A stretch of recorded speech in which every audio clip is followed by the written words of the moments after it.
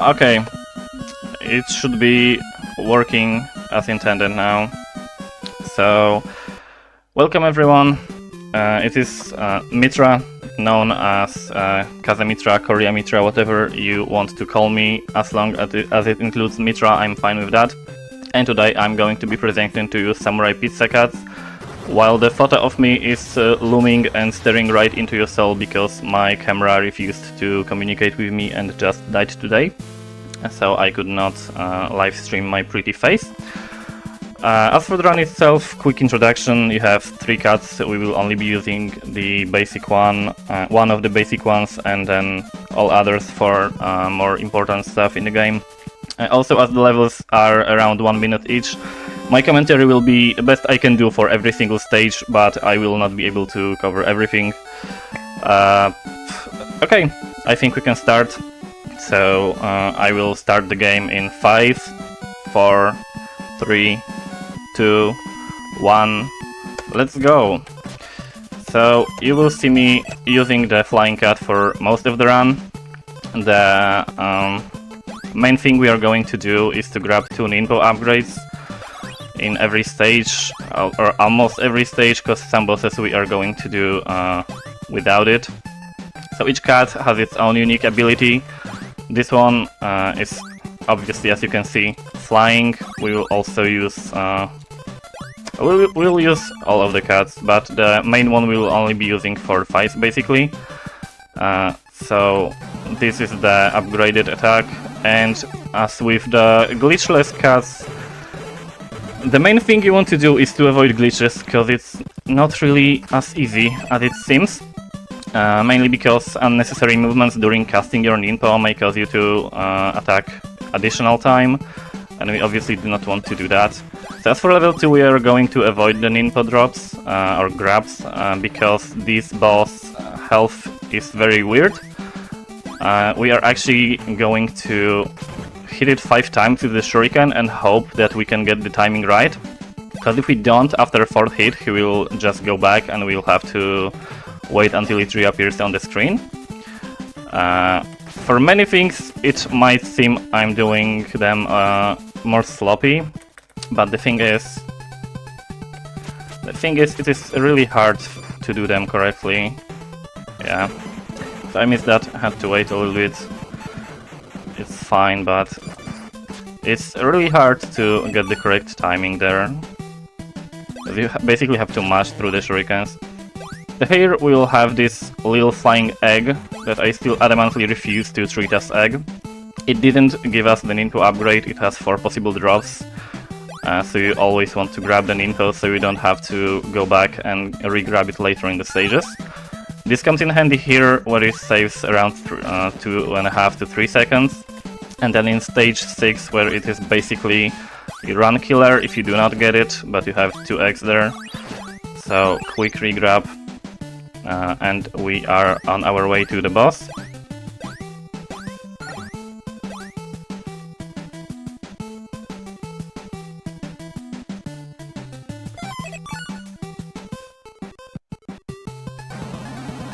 My favorite part is that in Glitchless you have to wait a little bit after coming into the boss scene until you start the attack, because if you do that too quick, you can actually activate the glitch that auto-kills it. So you have to be very careful. Okay, a little bit of safe jump there.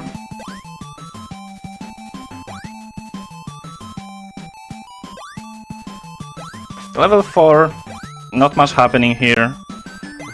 Besides, we will try to get the correct timing on the boss. Because if I do not land the first 2 hits correctly, I will need to wait for him to jump 4 times in total. If I get the first 2 jumps, it should be 2 cycle at the very least. So let's see if I can land that. The music in this game is great. I absolutely love this music. Okay, let's see. No, I missed. So you have to wait. Okay, 4 jumps and then 2 Ninpo attacks. Obviously waiting a little bit in between, so I do not activate it one more time by mistake. Now on to level 5. This is the second stage where we will not grab any ninja whatsoever. We will need only 2 or 3 shurikens and our bare hands. Obviously, since our samurai pizza cuts are all made from metal because they are actually robo cuts, it should be okay and their pulse should not hurt too much. Yeah, the movement is a little bit funky here because you just start running after double tapping, but sometimes it doesn't work as intended. Sometimes you save your speed throughout the jumps, sometimes you don't.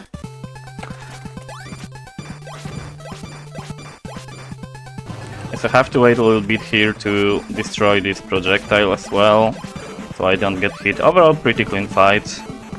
Now on to level 6, where I would be very glad if I could get a ninja drop, because otherwise this fight is not going to be very good.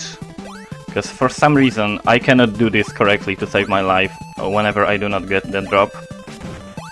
Okay, so we kill that spring to not overload the sprites and get this ninja here. And now pray that we get at least 1 drop here. No. No. Okay, so you are going to see me absolutely obliterated by this duck underwater. It's alright. A little stop here. Fun fact, you can actually destroy that wall. I think everyone is learning that only after looking at the speedruns, because I don't know anyone who knew that before. I'm just going to play it safe. There goes my safety. Like, these bubbles are so bad. At least I didn't die. It was terrible, but it was definitely not the worst fight I've ever had. Okay, level 7. A little bit of a fun house. So for your first playthrough, you will take the wrong door for sure and then get teleported back. We grab the first info here. Since this is a speedrun, fortunately we know the correct route, so we will just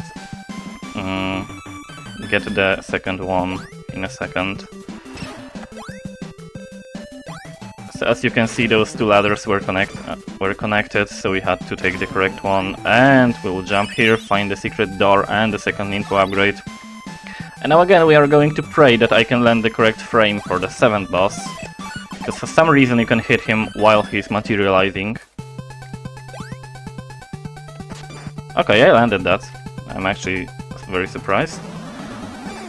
2 attacks. We need 1 more hit.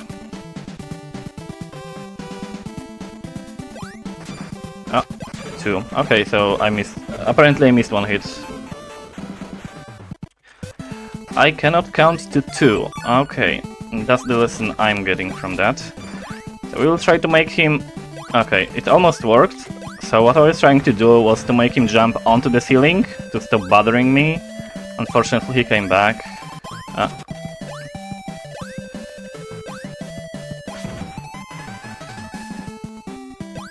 Okay, yeah. So this jump you have to do very fast, because otherwise you get hit by the projectile. One of my most hated jumps in this game, for sure. Okay, I will swap to the flying cat, because it makes the setup easier for this boss, as once again we are not using ninja here.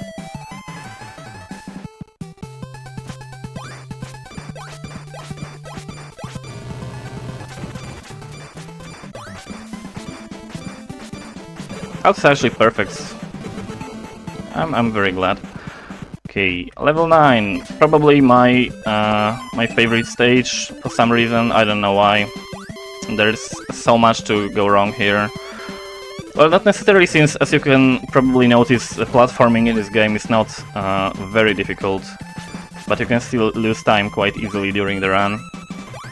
Especially here, because you need to gain your running speed there, and you can very easily just not get it, or rather get it and then get hit right after. Okay, the hardest part is already done. Now straight into the boss room. Okay, I lost my speed there, because again, for some reason you can sometimes jump and don't lose the speed, and sometimes you do. Really weird. Now onto the gimmick, another gimmick. If I jump here, I land faster during the start of the fight, which will allow me to catch this very nicely. If I didn't miss that. 8. 2 levels left. Now level 10 is definitely the hardest part, both for the platforming and the bosses, because there is a lot of mashing. Not in many spaces, but a lot of mashing.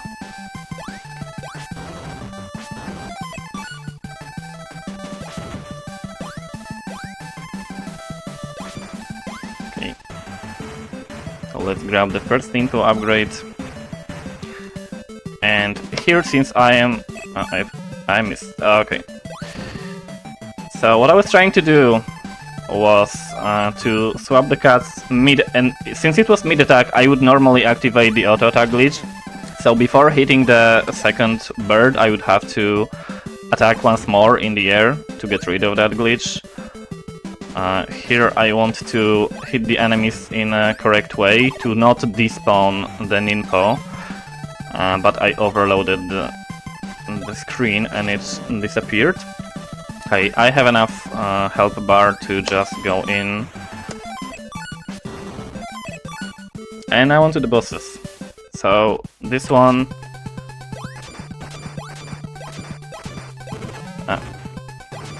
this one, I feel like treat it as a cycle, and if you miss it in the beginning, you just lose time. You have to time your fourth jump very well, which I did not. And I got hit.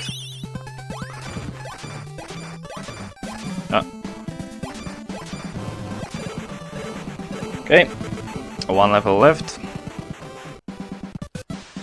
And this is also a stage where we do not grab ninpo upgrades. Now, big thing here is that we we don't want to do that. That's the first main thing. So I'm actually going to swap for the main cut, because as long as you are the main cut, you passively regenerate the health bar, and you cannot pick up any upgrades here, or not upgrades, refresh rather.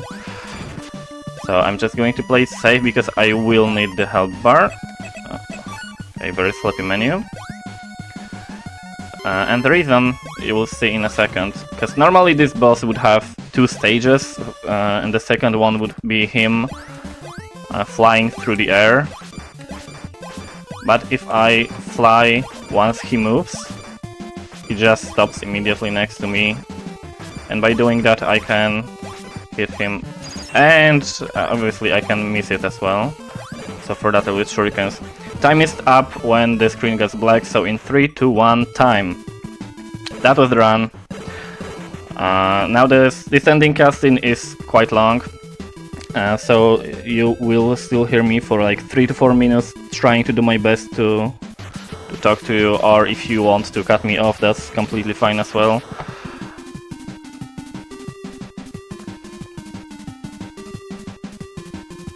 That's pretty nice.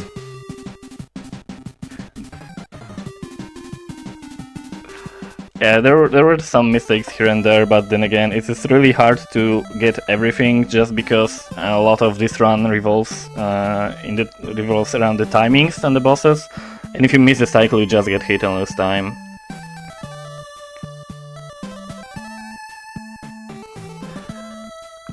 You can say that. Yeah, now I can see the similarities now that you mentioned that.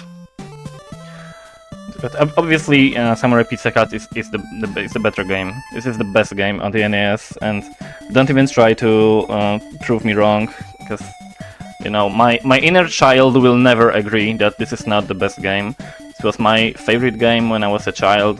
It's also my first speedrun. I absolutely love this game, even though I was never able to watch the anime.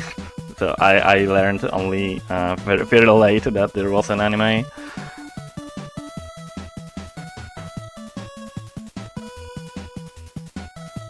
Yeah.